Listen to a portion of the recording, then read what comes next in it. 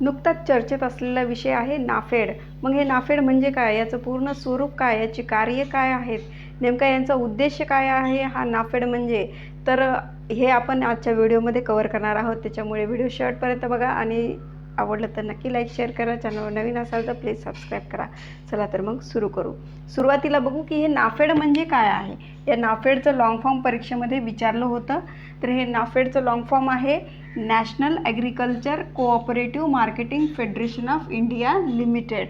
Okay, हे याचं long form आहे इंग्लिशमध्ये।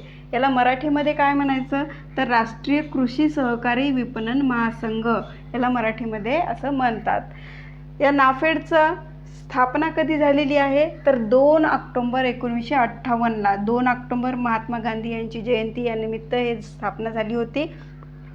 तर हे जे नाफेड आहे हे कोणा अंतर्गत येतं तर हे भारत सरकारच्या कृषी मंत्रालयाअंतर्गत हे नाफेड ही संस्था येते। तर या नाफेडचे मुख्यालय कुठे कुठे आहे तर नवी दिल्ली येथे आहे। नवी दिल्ली येथे मुख्यालय आहेत, पण याची 4 प्रादेशिक कार्यालये आहेत। कुठे कुठे आहेत तर दिल्ली, मुंबई, चेन्नई, कोलकाता येथे आहेत आणि 28 विभागीय कार्यालये आहेत यांचे पूर्ण भारत देशामध्ये। तर या नाफेडचं उद्दिष्ट म्हणजेच कार्य काय काय आहे तर पहिला आहे शेतकऱ्यांना हमी भाव देणं। तर लक्षात ठेवा, जेव्हा शेतमालाला योग्य भाव मिळावा, शेतकऱ्यांना शेतमालामध्ये योग्य भाव मिळावा म्हणून नाफेड थेट बाजारामध्ये किंवा हमी भावाने शेतमाल खरेदी करते।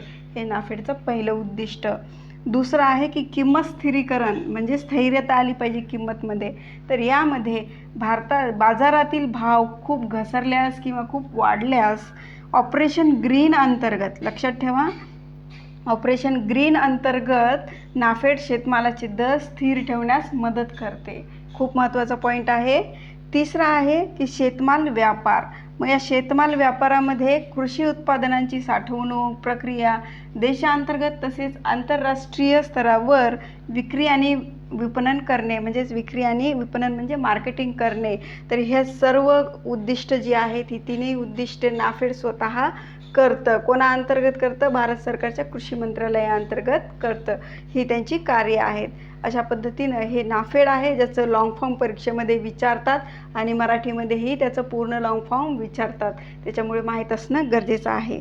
हे नाफेड कव्हर करण्याचा उद्देश हाच आहे की सध्या कडधान्य, तेलबिया या अंतर्गत जे चर्चेचा विषय होता त्या अंतर्गत नाफेड येतं।